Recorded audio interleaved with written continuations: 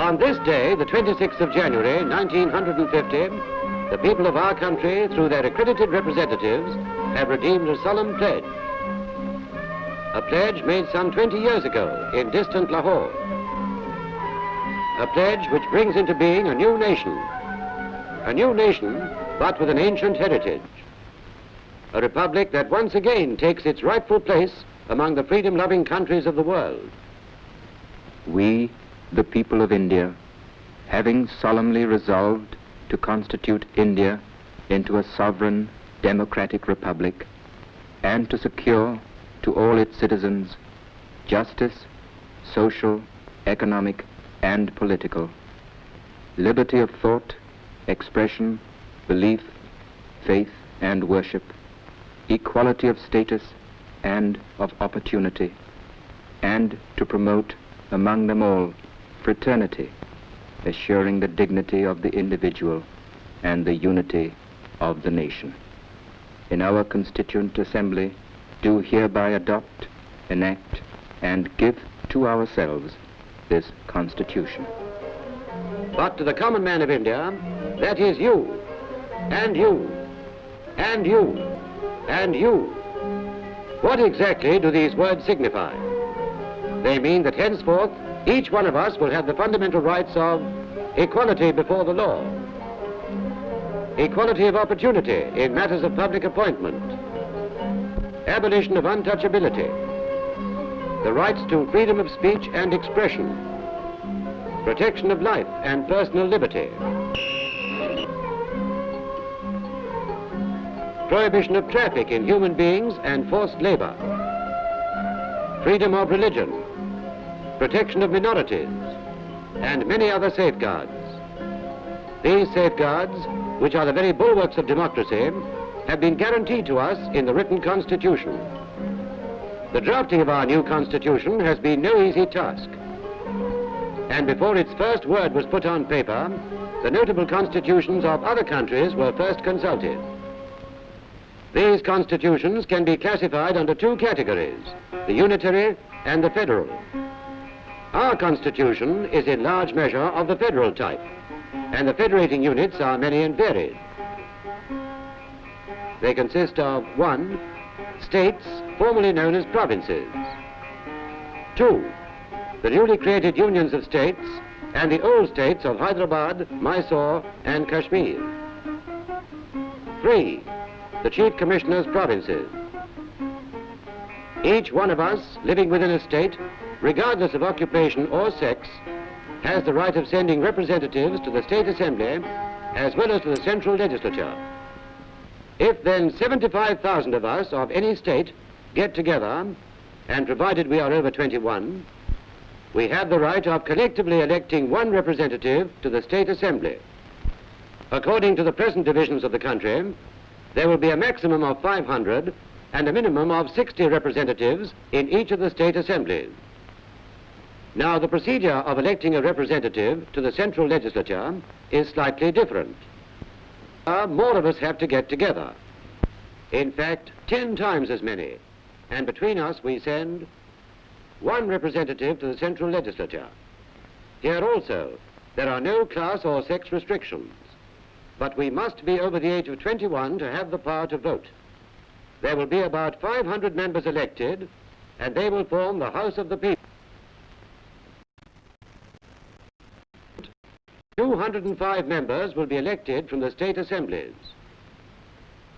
These two houses, along with the President, will be called the Parliament. Parliament on the one hand, and state assemblies on the other, will combine to elect the President. The Vice President will be elected by vote of Parliament alone, and he will be the ex officio chairman of the Council of States. Immediately upon his election, the President will call upon the leader of the majority party in the House of the People to accept the office of Prime Minister. The Prime Minister will then choose his cabinet from among his colleagues.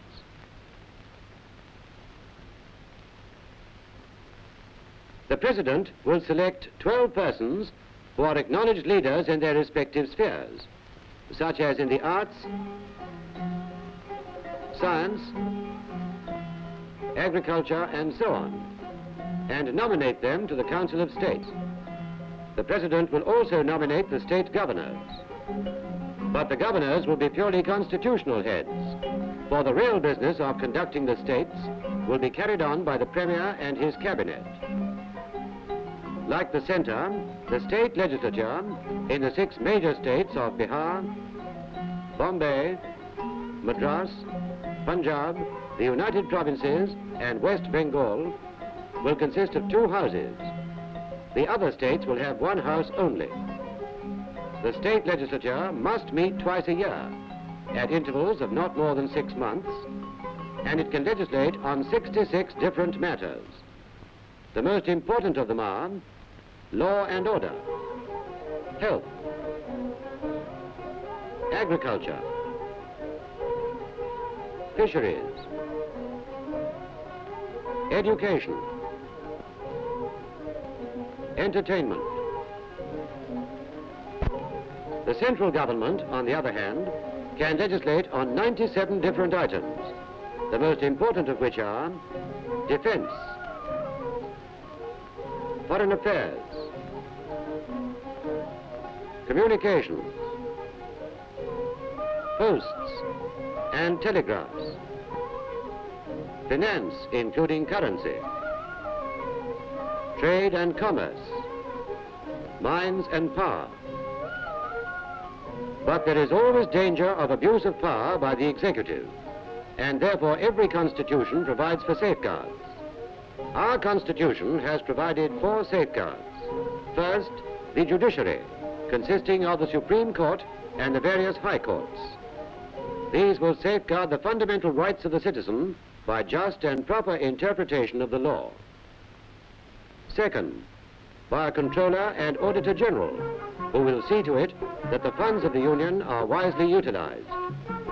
Third, the Union Public Service Commission, which will be in charge of recruitment to the services required by the country. And fourth, the Election Commissioner, who will be responsible for fair and impartial elections and who will be free from any executive interference. The President of the Union, as head of the state, will have vested in him all executive powers, including command of the armed forces. That is, the Army, the Navy, and the Air Force. Moreover, he can summon or prorogue Parliament.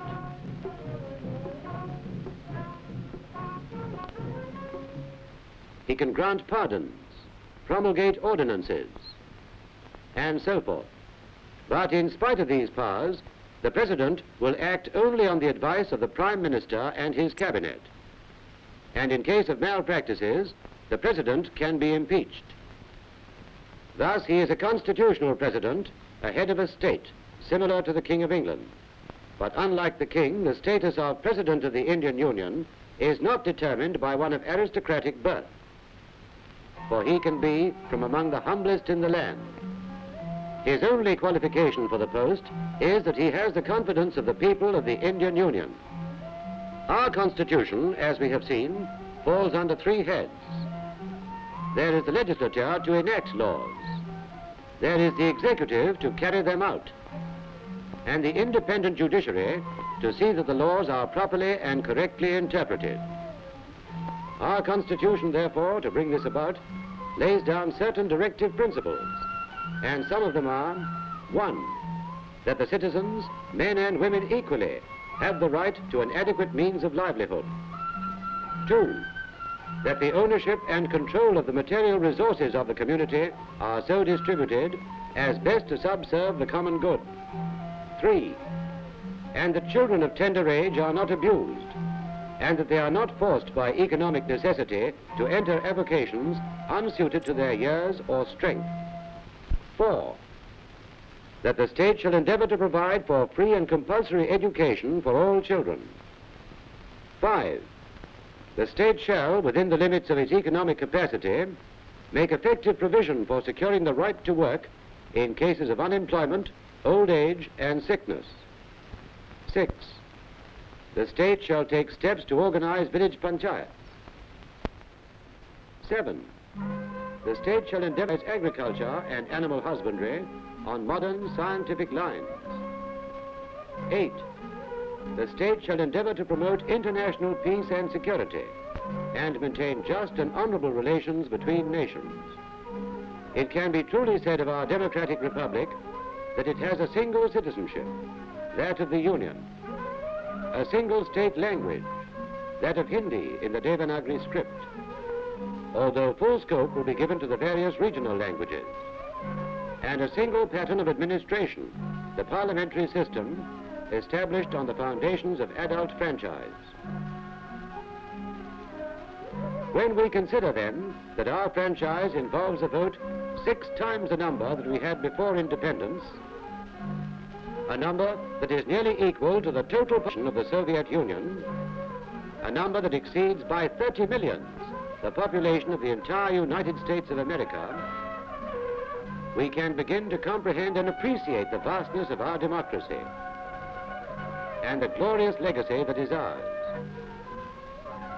A legacy that requires each one of us to do his utmost in making our Constitution become a living reality. Jai Hind.